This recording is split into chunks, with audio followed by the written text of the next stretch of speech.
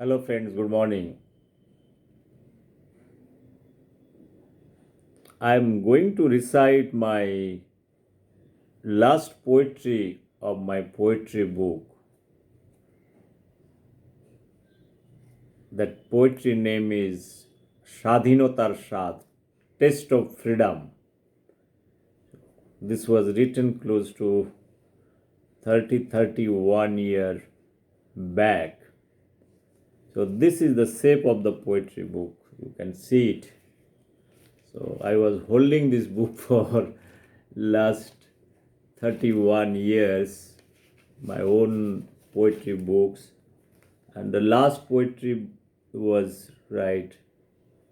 It's the last page is eaten by small kind of insects. So still I'm holding. I have few more copies. It is there in some other places. So I have deposited few books in libraries and all, but I was having very limited copies. But this is the poetry. So this poetry is talking about what is that? It is talking about taste of freedom. So it is talking about 1947 freedom. So this freedom is encoded over here. The text is encoded over here. So I want to decode this poetry, my last poetry book, which is written, I told you, 31 years back. তো 31 বছরের আগে আমার যে কবিতাটা ছিল তার কবিতার last পেজটা কেমন ছিঁড়ে গিয়েছে, মানে একটা যেমন তানপুরার যেমন তারটা ছিঁড়ে গেল, কিন্তু সেটা তবুও এটার সাথে জুড়ে দিলে কিন্তু একটা বইয়ের অঙ্গ হয়ে যাচ্ছে। তো ভারতবর্ষের স্বাধীনতার ইতিহাসকেও কিন্তু সেভাবে যদি আলোচনা করা যায়, আমরা অনেক লড়াই করেছি, কিন্তু শেষ লড়াইটা আমরা লড়াই করতে পারিনি, সেটা কিন্তু ছিঁড়ে গেছে, আমাদের ছেঁড়া তারের মতো হয়ে গেছে, স্ট্রিং হয়ে গেছে। আমি যেটা বলেছিলাম, যারা স্ট্রিং থিওরি নিয়ে অনেক পড়াশুনো করছিল, যারা আমি স্ট্রিং থিওরিতে, what is string theory? String theory যেটা অনেক কন্ট্রোভার্সিয়াল ফিজিক্সের থিওরি, যেটা মোর দেন 70-80 ইয়ার্স তার উপরে অনেক রিসার্চ হয়েছে। String theory to understand the particle and to understand the whole universe. So string theory is talking about that one dimensional thing analyzing the whole universe, যেখানে string থিওরিকে অনেক থিওরিকে correlate করতে চাইছে, অনেক বড় বড় সায়েন্টিস্টের থিওরিকে একটা স্ট্রিং থিওরি দিয়ে ওটাকে কোরিলেট করার চেষ্টা করছে পার্টিকেলকে। To understand the particles, the whole universe, the composition, many things are there in the string theory. It's a very complex kind of thing, যেখানে Albert Einstein, Richard Feynman, all those great scientists থিওরিগুলোকে একটা জায়গায় নিয়ে আসার চেষ্টা করা হয়েছিল, যেখানে বোসন আছে, তোমার হাইজেনবার্গ আছে, ম্যাক্স আছে, প্ল্যাঙ্ক আছে, তার সমস্ত অ্যাস্ট্রোফিজিক্সের অনেক থিওরিকে, অনেক জিনিসকে একটা জায়গায়, ইউনিভার্সকে, to understand the universe, and it is very very difficult to understand putting it. It's a very controversial theory, even it is not 100%. The theory is not able to establish all those things in a one platform, probably. That's why research went many years. So still it is going on. The believer of string theory, the, in physics this is an understanding, like, no. So those understanding similar way, we have fought for our freedom for many years. Our grandfather, they have fought for our freedom to against British, to have a unified India. Now in my poetry, right, আমার কবিতাতে unified ইন্ডিয়াটা কিভাবে দেখানো হয়েছে, বা unified ইন্ডিয়ার যে মুভমেন্টটা ছিল তার ফেট কি হয়েছে, তার ফেটের মধ্য দিয়ে একটু বোঝার চেষ্টা করা।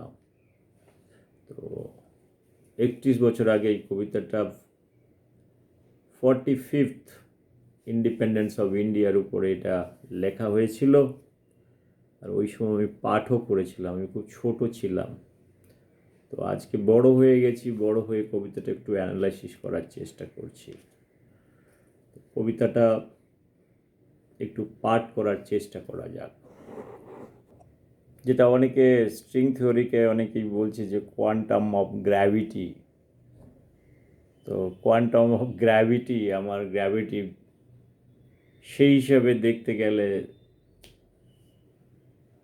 স্ট্রিং থিওরি দিয়ে কোনো লিনিয়ারিটি কোনো জিনিসের কিছু করা যাবে যেটা আমাদের স্বাধীনতা সংগ্রামের, সেটা করার আমি চেষ্টা করছি। আমি কঠিন স্ট্রিং থিওরিতে যাচ্ছি না। যারা স্ট্রিং থিওরি বোঝে, যারা ফিজিক্সের ভালো স্টুডেন্ট, যারা অ্যাস্ট্রোফিজিক্স নিয়ে পড়াশুনো করছে, থিওরিটিক্যাল ফিজিক্স নিয়ে পড়াশুনো করছে, যারা আইনস্টাইনের থিওরি অফ রিলেটিভিটি পড়তে ভালোবাসে, যারা বোসন নিয়ে কাজ করছে, যারা আরও ছোট ছোট পার্টিকেল নিয়ে জানার চেষ্টা করছে, তাদের জন্য,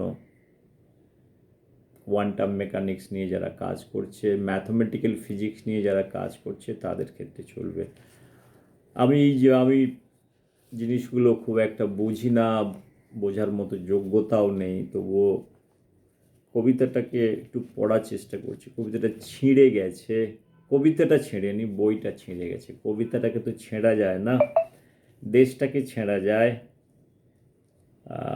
কবিতাকে ছেঁড়া যায় না, কারণ কবিতাটা মন থেকে তৈরি হয়েছে। তো মনের মধ্যে কবিতাটা আছে। কবিতাটার কয়েকটা লাইন আমি পড়ে শোনাবো। কবিতার নাম স্বাধীনতার স্বাদ, টেস্ট অফ ফ্রিডম। এই কবিতাটা লিখতে গিয়ে আমার যে জনের কথা মনে পড়ছে সেটা হচ্ছে যে পার্থ ঘোষ, গৌরী ঘোষ। ছোটোবেলায় যখন আমি গ্র্যাজুয়েশনে পড়াশুনো করতাম, আমি পার্থদাকে, যখন অল ইন্ডিয়া রেডিওতে কাজ করতেন, আমি গ্র্যাজুয়েটে পড়াশুনো করতাম বায়োলজি নিয়ে, আমি কবিতা শিখতে যেতাম। কবিতা আবৃত্তি কী করে করতে হবে আমাকে পার্থদা, গৌরীদি, ওনারা বেঁচে আছেন কি না আমি জানি না, তখন পার্থদা অল ইন্ডিয়া রেডিওতে চাকরি করতেন। ওনার বাড়ি ছিল লেক টাউনের দিকে। লেক টাউনে বাড়িতে যেতাম, কবিতা শেখার খুব শখ ছিল। এই শেষ কবিতাটা আমি পড়ে শোনাচ্ছি। আমি কবিতা আবৃত্তি করতে খুব একটা ভালো পারি না, কারণ প্র্যাকটিস নেই। আমি যেটা বলেছি, কবিতা আবৃত্তি করতে গেলে প্র্যাকটিস করতে হয়। তোমার ভয়েসকে, নিজের স্পিচকে, ওয়ার্ডকে, প্রতিটা জিনিসকে, তোমার এক একটা শব্দকে মার্জিত করতে হয়, শব্দ থ্রোটা শিখতে হয়। আমাকে পার্থদা অনেক কিছু শিখিয়েছিলেন, মানে সে হাতে খড়ি দেওয়ার মতো একটা অবস্থা। কথা কী করে বলতে হয়, কবিতাতে যেগুলো, যখন কবিতা আবৃত্তি করতে হয়, মানুষের সাথে কথা বলতে গেলে তোমার চয়েস অফ ওয়ার্ড আমাকে আমার ব্যক্তিগতভাবে পরবর্তী জীবনে এগুলোকে অনেকভাবে হেল্প করেছে। যদিও খুব বেশি দিন আমি কবিতা শিখিনি পার্থদার কাছে, কারণ আমি বলেছি আমার এগুলো নিয়ে প্রফেশন করার ছিল না, একটু শেখার ব্যাপার ছিল। শিখতে তো দোষ থাকে না কোনো জিনিসের, তো শিখতে পয়সা লাগে না, শেখার ইচ্ছেটা থাকা চাই, সেই ইচ্ছেটা বড় কথা। তো আমার ছেঁড়া পাতা থেকেই কবিতাটা একটু পাঠ করছি। এই আজকে কিছু পার্থদার, কিছু ইউটিউবে কিছু আমি কবিতা ওনার আবৃত্তি শুনছিলাম, পার্থদা, গৌরী ঘোষের। ওনারা হাজব্যান্ড ওয়াইফ, ওনারা, আমি কিছু কাপল আছে যাদেরকে আমি অনেক রেসপেক্ট করি, যারা ক্রিয়েটিভ ওয়ার্ল্ডের মধ্যে আছেন, যেমন পার্থ ঘোষ, গৌরী ঘোষ, জগন্নাথ বসু, উর্মিমালা বসু। এরা ফ্যামিলির মধ্যে কালচারটাকে বজায় রেখেছে। That is a good thing probably. So সেটা অনেকেই, for a longer time they are doing it, that is a good part. Anyway, কবিতার নাম স্বাধীনতার স্বাদ, টেস্ট অফ ফ্রিডম। মা আমার 45-এ পা দিল, মা আমার 45-এ পা দিল,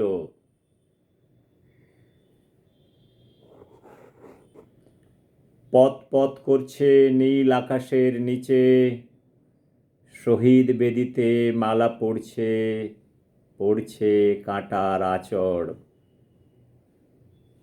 ফুলের গন্ধে শহীদের ভাঙে ঘুম,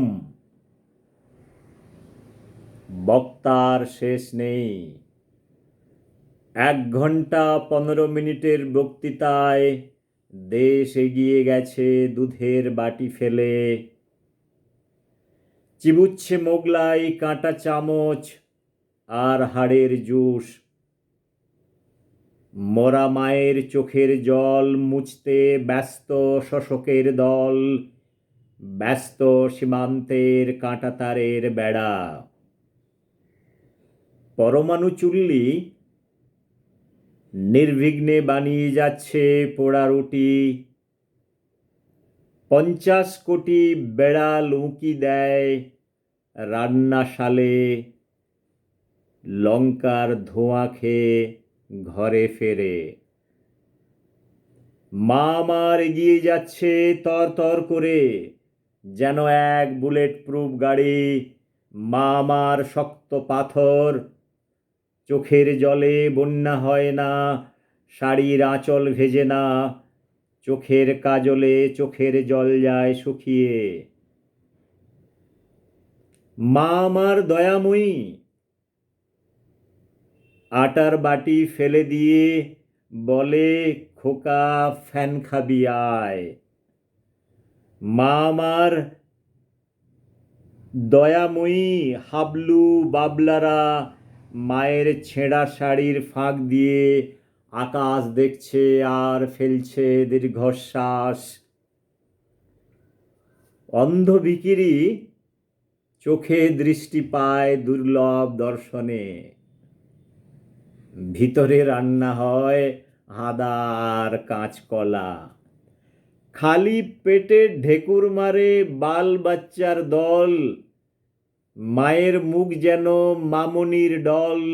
খাটে শুয়ে থাকা বুলডগ দিব্যি চেটে খায় প্রভুর পায়খানা। মায়ের গলার লকেট যেন চাঁদের হাসি, মায়ের হাতে ছাতু তুলে দিতে মা বাধা দেয় হাতের বালা। শান্তি যেন চাকার তলায় চাপা পড়া রক্তের ডেলা। ফুলের গন্ধে ঢাকা পড়ে হিংসার বিষদাঁত, শাঁখের আওয়াজে চাপা পড়ে মায়ের কান্না। ভ্রাতৃত্ব যেন যমজ ভাইয়ের একই ইন্টেস্টাইন, এক গর্তে পড়ছে খাবার, জারণ হচ্ছে একসঙ্গে, ঢেকুর দিচ্ছে একসাথে। অত্যুৎসাহী নীল আকাশের দিকে চেয়ে ভাবেন, হেতা উল্টো রথের মেলা, হেতা দড়িকে টানে রথ, সস্তায় গঙ্গা প্রাপ্তি, এর চেয়ে আর ভালো কি। হেতা উল্টো রথের মেলা, হেতা দড়িকে টানে রথ, সস্তায় গঙ্গা প্রাপ্তি, এর চেয়ে আর ভালো কি। ফ্রেন্ডস, এই কবিতাটি বললাম আমি 31 বছর আগের লেখা।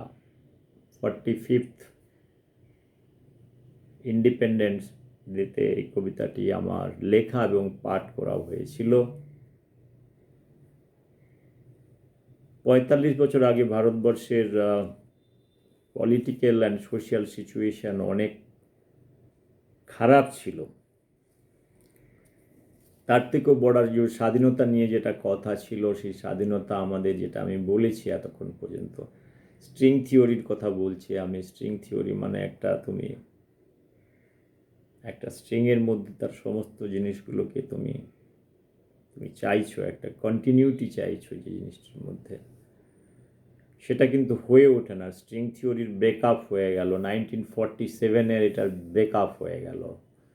ব্রেকআপ হয়ে আমাদের যে ফ্রিডম মুভমেন্ট ছিল, যেটার উদ্দেশ্য ছিল, ইডিওলজি ছিল, যেগুলো ছিল, সমস্ত কিছু ছিল, আমরা ইউনিফাইড ইন্ডিয়ার স্বপ্ন দেখেছিলাম, সেই স্বপ্নটা কিন্তু ভেঙে টুকরো হয়ে গেল।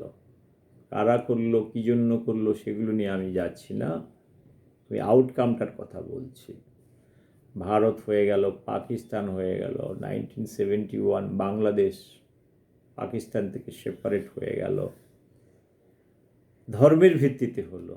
তো এই জিনিসটা ধর্ম কতটা সাথ দিয়েছে, কতটা সাথ দেয়নি, সেটা সবাই জানে। অ্যান্ড এগুলোর পেছনে অনেক কারণ আছে, যে কারণগুলো অনেক কমপ্লেক্স। ওটা স্ট্রিং থিওরির মতোই কমপ্লেক্স। আমি যেটা বলতে চাইলাম, স্ট্রিং থিওরিকে বলার চেষ্টা করেছিলাম, এখানে অনেকের ফিলোসফি, যেটা আমাদের theory is nothing but A philosophy, যেটা আইনস্টাইনের কথা বলছি, জেভিএস হ্যালডনের কথা বলছি, রিচার্ড ফেনম্যানের কথা বলছি, সত্যেন বোসের কথা বলছি, বোসন, এই সমস্ত যে পার্টিকেল নিয়ে যেগুলো কথা হচ্ছে, যেটা ইউনিভার্সের মধ্যে, theory of gravity, that is ডাইমেনশনের কথা বলছে, অনেক কিছু জিনিস নিয়ে কথা বলছে, mathematical physics, theoretical physics, many things are there. Similar way, our freedom movement is a kind of a cocktail complex subject. ওটাকে ডিকোড করা অনেক কষ্টের। It is very very difficult to decode this. The way this your theory of string theory is there is a complex. This string theory extended many research that has been conducted to understand the string theory and to establish that. It has not been successfully established, I told you. So there are many theories is try to integrate in the banner or in understanding of, in light of string theory, starting from Einstein's theory and J.V.S. Haldane and Richard Feynman, Satyam Bose. They are all great scientists. This is related to particle, astrology, many things. To understand the universe, so those theories are very very critical theory, and even though there are a lot of controversies that it is not possible to bring down everything in understanding in one dimension, like so. Similar way, our freedom movement is more of a confusion and illusion. So we fought for independence, and we wanted to see a kind of a India which is unified India. How all the dreams that has been shattered in 1947, that everybody knows. So this poetry is a very critical poetry for me to write. At the age of 1920, this poetry was written. So at the age of 20, I have started to write this poetry. Probably it took me a little 1 year to give a 1.5 years to give me a little shape of this poetry. As I have told you, writing poetry is a very very tough thing. So writing imaginary poetry is tough thing. Poetry writing, every time I say, once you want to write a poetry, if you want to write a good poetry, one should not write many poetries. Once you write, you keep it for few days, few months, then you see that how you are selecting the word, what is the meaning you want to draw, what is the message you want to convey. There are many issues are involved in writing a poetry. It is in the condensed form of so much thought process in a single poetry of the taste of freedom, the Sadhinotar Shad. One can write like hundreds of pages here, analyzing each line probably. So for decoding those poetry, if somebody is serious about the poetry, one can get into those poetry, and it has got the whole freedom movement is inbuilt with this thing, this poetry of few lines over here. So for analysis, if you are analytical, probably one can be very critical and analyzing whole thing. Friends, যেটুকু আমার বলার হচ্ছে, কবিতা সবাই লেখে, আমিও লিখি, আমি নিজেকে কোনোদিন কবি বলে ভাবি না। কবিতাটা লিখতে ভালো লাগে আর ভালো লাগতো এজ এ হবি, তাই আমি কন্টিনিউ করছি। I don't write for any journal. I don't have time to write. So I'm speaking. If anybody is listening, I have stopped writing poetry. Whatever poetry I have written, first, this is the last poetry of my first poetry book, and I could see this is the state of affair. The way India has split it into three parts, the same way. Now this is splitted one, this is one, and this is one. So if I take, this is Pakistan, this is India. So this many number of pages India, and this is Bangladesh. So in the form of country, right? So what to say about the thing?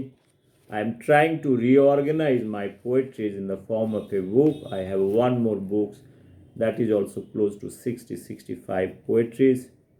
So I want to consolidate all and make a kind of a, I have few more poetries. This is all what I have written in my 8 years poetry career. So if I divide the career also, this was my hobby career.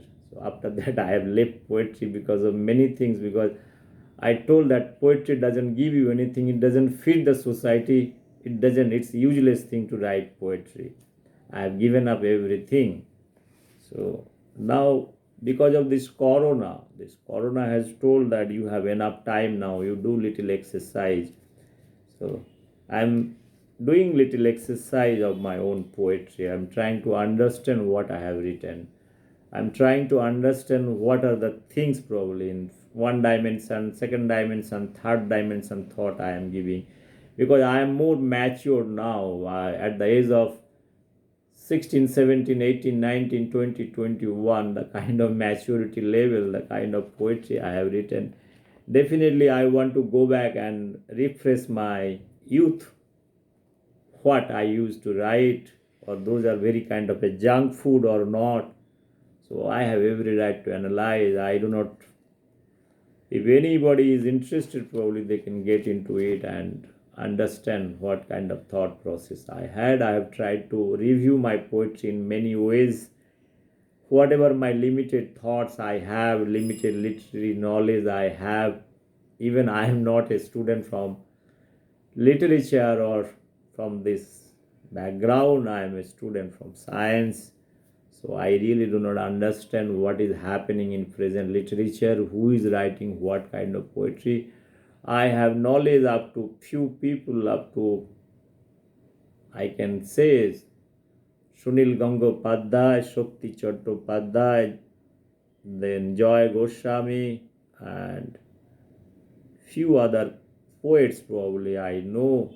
I have seen world literature, I have tried to understand many things, but those things are in present day, whoever is writing for, in Bangla, my mother language is Bangla, so I know up to Joy Goswami level, then Nirendranath Chakraborty, before that Subhash Mukhopadhyay, I told you. So I have covered up many poets like Rabindranath, Sukanta Bhattacharya, then you have Jivanananda Das, Kazi Nazrul Islam. Those poets are very, during freedom movement, whatever they have written in modern day. Subodh Sarkar, so I know personally Subodh Sarkar, Joy Goswami, Sunil Gangopadhyay. So I met Shakti Chattopadhyay too. I've told many times I met them in Anandabazar office when I was just at the age of 19, 20. I met them.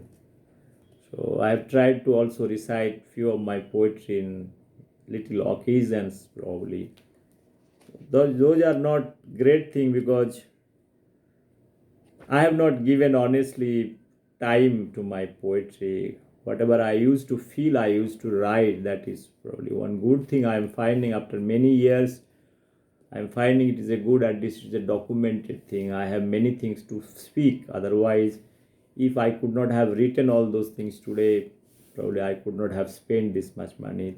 That's why I say everybody that if you have a quality or creative mind, either in the form of painting or literature or maybe prose, poetry or novel, write something. If you find something, keep it for a few days or few years, then correct it. You'll find 50% is a junk food kind of thing. You eliminate it, like writing a thesis paper, PhD thesis paper. Whatever idea hai, you try to put, then you correct, then you standardize that what is important, what is not important, what is having relevance, no relevance. You will understand, and maybe some guidance you might take from the seniors, whoever in the whatever field, probably they can, some well wishers also can guide you for many things. বন্ধুরা, যেটা বললাম, কবিতা লেখা, কবিতা চর্চা করা খুব ভালো জিনিস। কবিতা যারা লেখে তারা কবিতা লিখতে পারো, কবিতা লেখার পর ওগুলোকে পারলে পাবলিশ করার খুব দরকার আছে, না হলে ছোট একটা বইয়ের ফর্মেও পাবলিশ করে নিলে, it's not because of money on letters. জীবনের অনেক দিন পরে যারা কবিতা কন্টিনিউয়াসলি লিখতে না পারে বা কিছু করতে পারে, তার ব্যক্তিগত, যেটা যদি প্রফেশন করা হয় তো ফাইন। কেউ যদি মনে করে আমি কবিতা লিখে আমার জীবন আমি চালাবো, কবিতা লিখে আমি করবো, সেখান থেকে অনেক কিছু জিনিস করা যায়, সেগুলোকে সিরিয়াসলি নিলে। যারা সিরিয়াস নয়, যারা অ্যাকাডেমিক জিনিসটাকে, কারণ তোমার প্রফেশন আছে। আই হ্যাভ লেফট, আমি কবিতা ছেড়ে দিয়েছি, আমি বলে দিয়েছি যে কবিতা তোমাকে কিছু দেয় না। তো যেটা ছোটোবেলায় আমি বুঝতে পেরেছিলাম, এই যে ক্ষুধা রাজ্যে পৃথিবী গদ্যময়, পূর্ণিমা চাঁদ যেন ঝলসানো রুটি।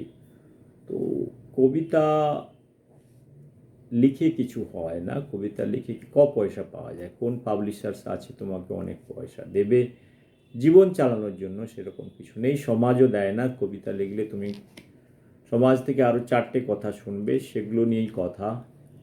তো জীবনে প্র্যাকটিক্যাল হয়ে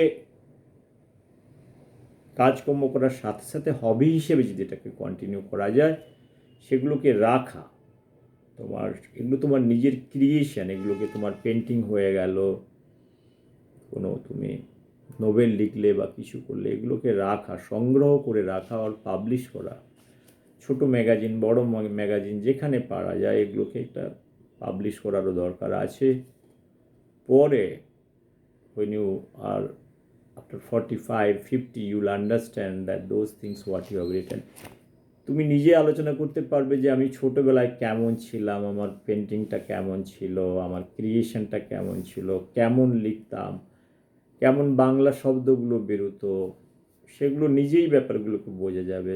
মাঝে মাঝে মনে হবে যে এই কবিতাটা না লিখলেও পারতাম, এটাও মাঝে মাঝে মনে হয়, এই ওয়ার্ডটা এখানে না দিলে পারতাম, এর তুলনায় একটা অন্য কোনো ওয়ার্ড বসানো হতো। কিন্তু সিন্স আমার অনেক কবিতায় অনেক ছোটো ছোটো জিনিস মনে হয়েছে, কিন্তু এখন এগুলোকে রিপ্লেস করা যাবে না, তাহলে এডিশন করার দরকার আছে, এগুলোকে কারেকশান করার দরকার আছে। সেই কারেকশানের জায়গাটা নেই বলে আমার মনে হয়, যেটা আমরা বাংলা সাহিত্যে অনেককে দেখেছি। এবং জীবনানন্দ দাশের এই 1000 বছর ধরে পথ হাঁটিতেছি পৃথিবীর পথে, অনেকবার ওগুলোকে কারেকশান হয়েছে, মানে তাড়াহুড়ো করে পাবলিশ করেছে, পাবলিশ করার পরে আবার ওগুলোকে, ওর মধ্যে অনেক রকমের কারেকশান এসেছে অনেক সময়ে, সেগুলো দেখলে বোঝা যায়। সেই জন্য আমি বারবার বলি, ক্রিয়েটিভ লিটারেচার, ক্রিয়েটিভ ওয়ার্ক করতে গেলে slow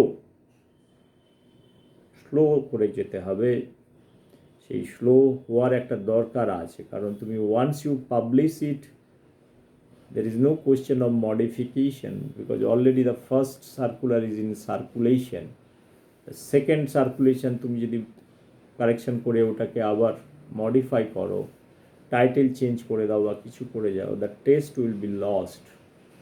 so in that form I have a serious objection towards any kind of correction. ওকে, কিছু স্পেল চেক হলো, কিছু জিনিস হলো, সেগুলো ঠিক আছে, মতলব অনেক সময় প্রিন্টিং মিস্টেক কিছু হয়ে যায়, সেগুলোকে কারেক্ট করার দরকার আছে. বন্ধুরা, আমি আর কিছু বলতে চাইছি না, সেটা আমার শেষ কবিতা বলে বললাম. আরেকটা বললাম, আমাকে জগন্নাথ বসু, উর্মিমালা বসু সাথেও আমার দেখা হয়েছিল. পার্থদা, গৌরীদার কাছে আমি, যারা কবিতা আমাকে শিখিয়েছেন, কবিতা পাঠ করা উনি শিখিয়েছেন. কবিতাটা কতটা পাঠ করতে পারি না পারি তাই জানি না, তবে বাংলা কথাটা ওনাদের সান্নিধ্যে এসে বাংলা কথাটা একটু মনে হয় বলতে পারি নর্মালের থেকে. যেমন আমি আগে যেমন বলতাম তার থেকে আমার নিজের কিছুটা ইমপ্রুভমেন্ট হয়েছে বলে আমার মনে হয়. তো ইমপ্রুভমেন্টে তো শেষ থাকে না, মানুষের কোনোরই শেষ থাকে না, কোনো কিছুরই শেষ থাকে না. জীবনে যেটুকু শেখার চেষ্টা করেছি সেটুকুই বলার, আর কিছুই বলার নেই. এই কথা বলে আমার কথা শেষ করছি. আমার ফার্স্ট কবিতার বই almost I have reviewed. Then I will take my second poetry book to review. I want to see that what is the difference between my first poetry book and second poetry book. What are the changes are there? That is what my objective. So I want to draw some kind of evolution in terms of idea, knowledge and wisdom. So সেই উইজডামটা আমি দেখার আমি চেষ্টা করব আমার কবিতার মধ্য দিয়ে. That is what the whole idea. Once again thank you very much for hearing me out. So I have spoken close to 32 minutes. It's a long time to speak. Thank you. Bye bye. Take care.